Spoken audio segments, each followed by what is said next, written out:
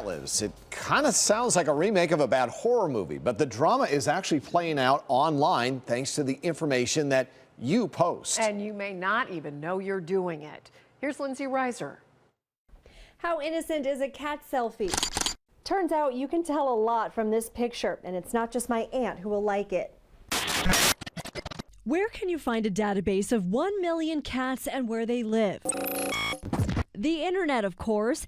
IKnowWhereYourCatLives.com is an experiment by a Florida State University professor proving just how easy it is to learn a ton of information about you solely based on what you post. He's a cuddler, concerned about other animals' hygienes. Lewis Gurton's cat Sam is on the site. I thought maybe they're within the neighborhood or something like that, but they got the exact house. Lewis's name wasn't on there. We had to figure that out ourselves. And in a sad twist, it turns out we don't know where Lewis's cat lives. He ran away.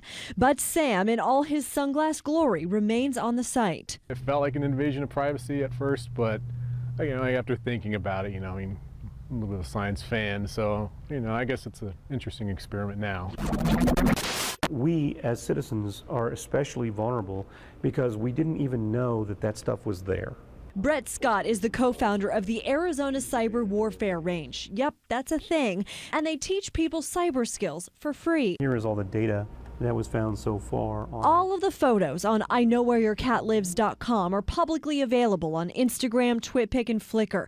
Brett says every file, like a photo for example, has metadata. So this is the owner name associated with the picture that took this. And if you download the right tools, you can access that data. I'm sure there are parts of your audience right now that are saying, well, I'm not a target of a nation state.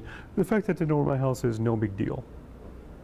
Okay, well, enjoy that life. Brett says there are always going to be predators looking to get your information to use it against you. We could do a project right here this afternoon and just say, find me every photo that has exit data and then give me a geotag, okay? I could then use the same data to look at your social media accounts, see what you're talking about. And Brett says that can be used to sell you something or even sway your beliefs. Okay, so We investigated my own Instagram This is a picture of Jules. to see what information I've left on the table. right mouse click on your picture. After using a downloadable tool to extract the data, The geo is not there. Brett says the fact that he couldn't spot where my picture was taken is evidence that these services are catching on and not leaking as much information. I'm actually happy to see that some of these services that were clearly revealing information just a few months back are now doing a better job of not revealing information. Which brings us back to Lewis, who says he's not leaving it up to the sites to protect him from himself. You got to watch what kind of photos you put out there, what you say now. You never know. You got employers watching, and everybody's watching now. So is the solution for Socks and I to never leave the house? Actually, it's the opposite. The Cyber Warfare Range is here for Arizona's families to become more cyber savvy. More information is in the app. In Phoenix, Lindsay Reiser for Arizona's Family. And the Cyber Warfare Range says there are services that strip the data from your files before you post, but you do have to make sure you're using reputable ones. We have a list of the ones that they recommend on our AZ Family mobile app.